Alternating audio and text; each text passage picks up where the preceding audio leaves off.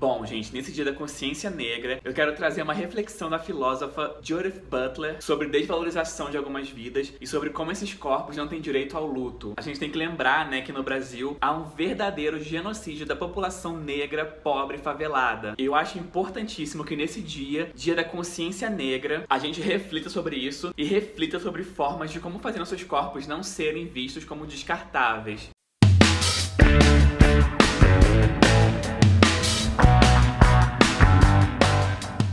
Olá galera, eu sou o Célio de Andrade e esse é o canal R Periférico. Antes de tudo, já se inscreva no canal se ainda não é inscrito, curtam esse vídeo e compartilhem pra fortalecer o bonde, beleza? Bom, gente, nesse dia da consciência negra, eu quero refletir sobre um problema real, que é o genocídio da população negra e principalmente a população negra favelada, que é a população que está na linha de frente e que morre primeiro e com mais facilidade. Hoje no Brasil, negros representam 71% das vítimas de homicídios. E essas mortes, claro, são de uma maioria pobre e favelada. Por que eu digo isso? Porque de acordo com o jornal Nexo, uma reportagem que eu li, vou deixar o link aqui embaixo, e essas fontes eles tiraram do IBGE, tá, gente? Só pra vocês terem uma ideia. Então, de acordo com eles, negros são 70% dos 16 milhões de pessoas que vivem em situação de extrema pobreza. E daí, tirando a expressão extrema pobreza, os negros são 76% dos mais pobres no Brasil. A cada 23 minutos, um jovem negro é morto no Brasil. A cada 23 minutos. Dos 30 mil jovens assassinados no Brasil, 77% são negros. Com todos esses dados, a gente pode concluir que ser negro, mas principalmente ser negro e pobre no Brasil, é extremamente perigoso. E o pior de tudo isso é que a gente vive numa sociedade que não se importa com isso. Não se importa com a vida de negros, pobres e favelados. Essas mortes não são consideradas e muitas nem entram para estatísticas. E a população ainda apoia medidas como a do governador Witzel, do Rio de Janeiro, né, que foi eleito agora, de entrar na favela, né, matando quem eles considerarem risco e até mesmo o uso de drones para abater pessoas. Isso já é legalizar a sentença de morte no Brasil. E daí, conversando com meu irmão sobre essa situação toda, ele me mostrou um texto da Judith Butler que me ajudou muito a pensar sobre isso. Eu vou deixar esse texto na descrição também, beleza? Bom, eu li a introdução de um livro da Judith Butler chamado